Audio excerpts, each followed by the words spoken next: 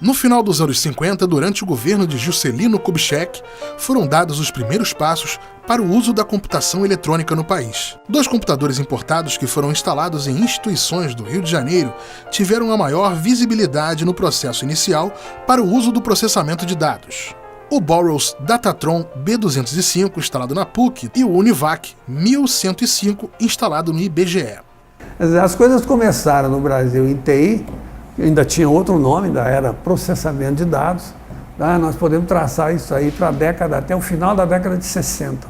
Os primeiros 2 núcleos de computação que apareceram no Brasil foram na Universidade Católica do Rio de Janeiro e no IBGE, Instituto Brasileiro de Geografia e Estatística. O outro núcleo da PUC é um núcleo interessante porque ele nasceu de uma conjugação extremamente difícil de acontecer, que foi um condomínio de usuários. Bom, isso aí custa dinheiro, então vamos ver como é que a gente junta dinheiro para... Tá? Então montaram um consórcio de não sei quantas empresas. Aí entrou a Comissão de Energia Nuclear, o Exército, a Companhia Siderúrgica Nacional. Comecei o meu curso de Engenharia Mecânica em 61, o computador foi instalado em 60. Ela instalou um computador Boggs Datatron B205, é um computador de primeira geração, funcionava com válvulas, pesava mais de 1 tonelada. Fazia contas em milissegundos. Bom, comparado com máquinas de somar eletromecânicas, era uma rapidez estrondosa. Mas comparado com os computadores de hoje é um negócio assim totalmente fora de propósito, impensável. Eu não podia estar, ele não aceitava temperaturas maiores do que 20 graus, ele fundia a cuca. Criou-se ali dentro um núcleo de formação de pessoal da mais alta qualidade, né, que inclusive sabia o que estava fazendo. Aprendeu a lidar na PUC. A manutenção, rapidamente os técnicos que instalaram aquilo, que vieram obviamente de fora, foram substituídos por brasileiros e nunca mais se precisou de estar importando técnico para isso. Então se chamava o Rio Data Center e, por exemplo, eu tive o privilégio enorme de estar me formando no ano em que aquilo se abriu mais e eu fui estagiário lá. A gente fazia prestação de serviço para a empresa chamada Furnas. Prestou serviços extraordinários, tanto para a Comissão de Energia Nuclear, para a Siderúrgica e, por exemplo, para a Eletrobras, que na época não era bem Eletrobras, era uma outra coisa, mas todo o estudo de distribuição de energia elétrica que veio a ser o sistema brasileiro de energia, de Furnas e outras, foi estudado ali por uma simulação que se fazia no computador. Ficava horas e horas tocando aqueles simuladores e tal. Você desenvolveu ali 2 núcleos a partir desse Rio Data Center. Um núcleo sendo de ciência de computação da PUC e um núcleo mais voltado, vamos dizer, para aplicações práticas, que inclusive mais tarde, poucos anos mais tarde, instalou lá um computador já comercial. Então essa primeira fase, que eu diria que pelo menos uns 15 a 20 anos aí, entre o final da década de 60 e até o comecinho da década de 80, esse ambiente foi o núcleo que proporcionou um desenvolvimento brasileiro para isso, né?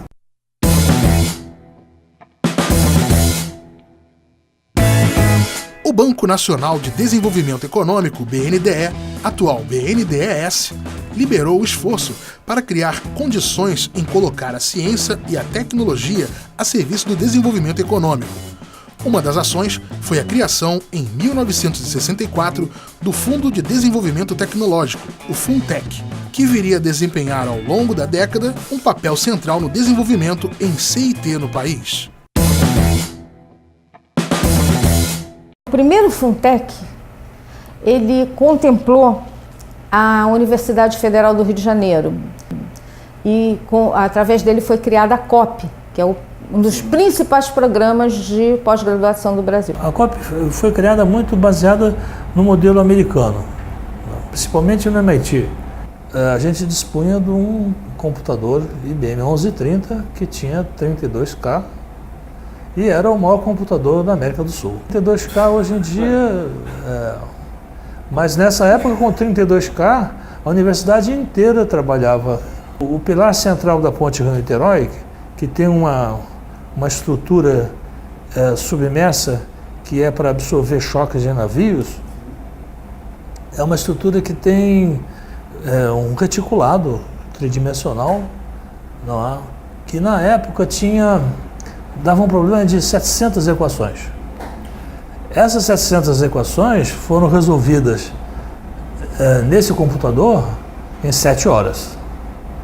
Hoje, não há, com um computador, com um notebook usual, sem ser muito especializado, em segundos.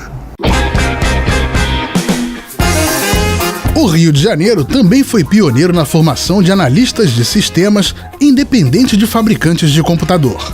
A PUC-Rio iniciou seus cursos de pós-graduação em computação eletrônica ainda na década de 60. E nos anos 70 foi lançado o curso de formação de programadores e analistas, que inspirou os cursos de tecnólogo em processamento de dados, formando profissionais para suprir o então emergente mercado de trabalho resultante da rápida expansão da base instalada de computadores.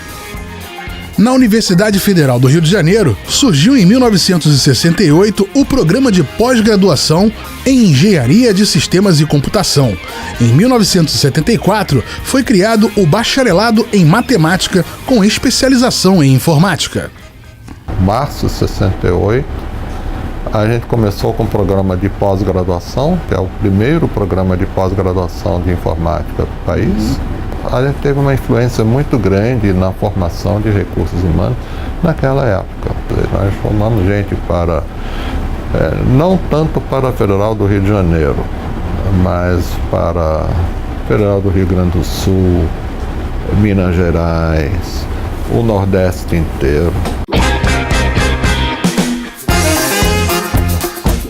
Aqui ainda se desenvolveram as iniciativas para o domínio da tecnologia para os sistemas informatizados das fragatas e assistimos à criação da Cobra Computadores, a maior empresa de computadores que o país já teve, para as quais as universidades cariocas deram contribuição significativa no desenvolvimento de software.